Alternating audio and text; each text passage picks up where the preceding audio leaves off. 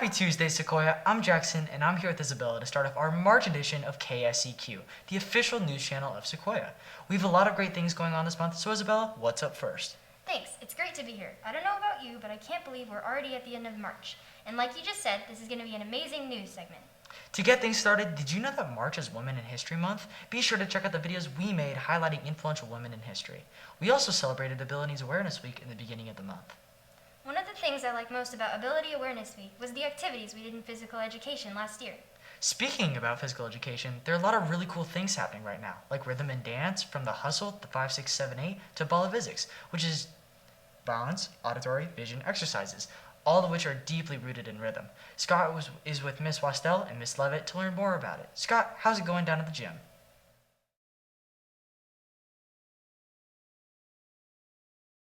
Thanks, Jackson. And like you said, in physical education, we just finished juggling, and we're now on a rhythm and dance unit. So far, we've done line dancing, and we're now doing tinkling and Belle Vizex. No, not Belle Biv DeVoe, the popular 90s band. Tinkling is the national dance of the Philippines, which mimics the bird called the tinkling birds dancing through bamboo traps set up by farmers in the rice fields. We get to dance through the two poles banging together so we can have to be quick on our feet and stick to the correct rhythm. So, Miss Levitt, what's your favorite part about tinkling? Well, what I like about tinkling is it really helps them practice their rhythm. It's a new addition to our curriculum, and I think they enjoy it a lot. It's just challenging enough for them, but they pick up on it very easily. So it's been a great addition. Thanks, Scott. Belle Vizex is another rhythm exercise but does not involve music or dancing. It stands for balance, auditory, vision exercises. This activity focuses more on coordinational rhythm with their hands to the bounce of the ball.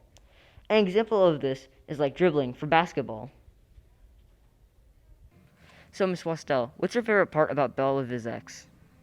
Scott, my favorite part about Belle Vizex is not only does it help students practice rhythm, but it's been found to have a lot of other benefits as well. For example, it's been shown to help students improve focus, learning in school, and it has also been shown to help with stress management, which I think is pretty important in a time like right now.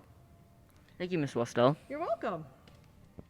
Thanks, Scott. Rhythm is such a huge part in our everyday lives, even if we don't realize it. I'm looking forward to learning more about Bella Physics. You know, something else I'm super interested in is magic. And Isabella, you're actually going to be showing us some pretty cool magic tricks. But before we cut out to that, how long have you been doing magic, and what do you like most about it? I've been doing magic for 3 years now, and I think the most enjoyable part is surprising my friends and family. Awesome. Let's see what you got. This is one of my favorite tricks that I've learned. So I'm going to make this dice disappear, basically. I have a box, and inside there is a dice. And so if I put the dice in the hat, then now the box is just empty. If I put the dice back in and close the box, then the dice is gone. Okay, wait. Now it's sort of in like a space-time continuum thing. But if I wave my wand, abracadabra. Now the dice is back. Wow, that was seriously so cool. Speaking of cool, let's go check in with Jake and Jacques to see what the weather forecast looks like for us. Thank you, Jackson, for that introduction. Yes, it is Jacques, your weatherman, bringing you details for the upcoming weather. As you can see, we have a slight chance of torrential downpour at this moment and in the rest of the week.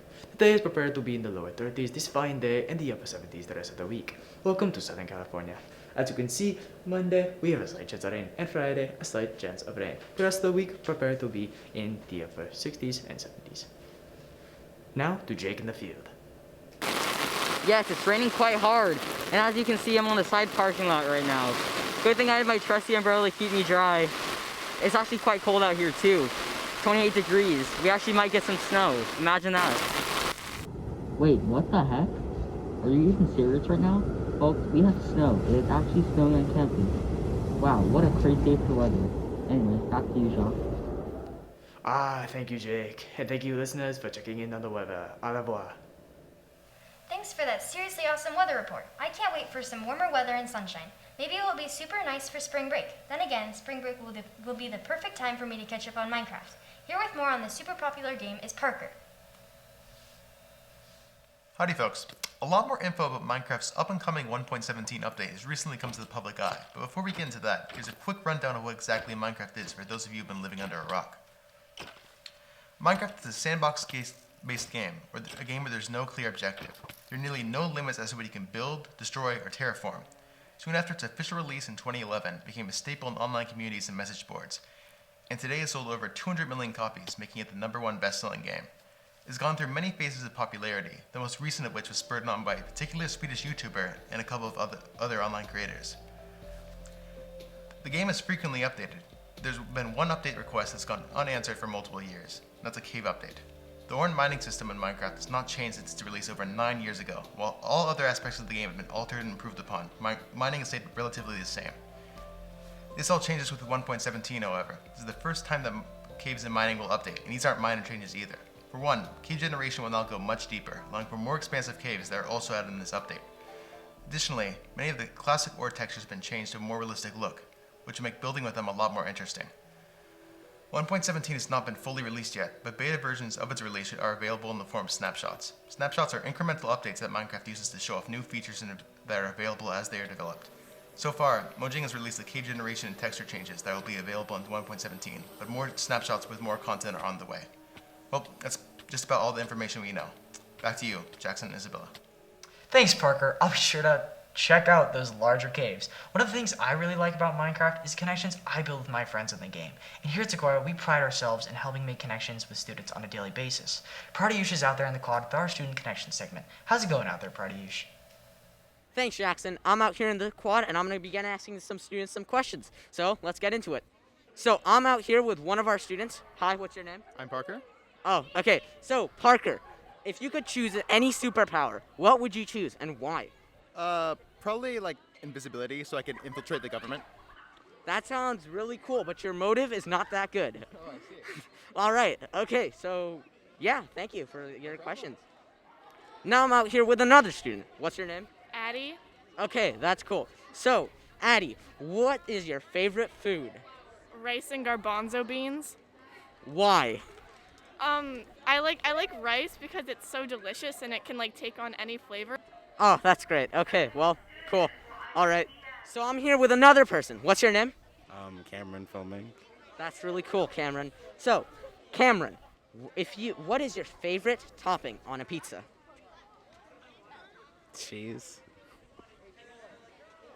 Anything else other than cheese? No. Oh, not okay. Well, cheese it is. I like cheese too, but it's not my favorite. Now I'm out here with a staff member. What is your name? My name's Dell. Oh, hello, Mr. Dell. Okay, so if you could create an app for everyone to use, what would you create? Well, that requires considerable consideration. I think what I would do is create a app that would beep if you got within 6 feet of each other. That's a really cool app idea. That's really cool.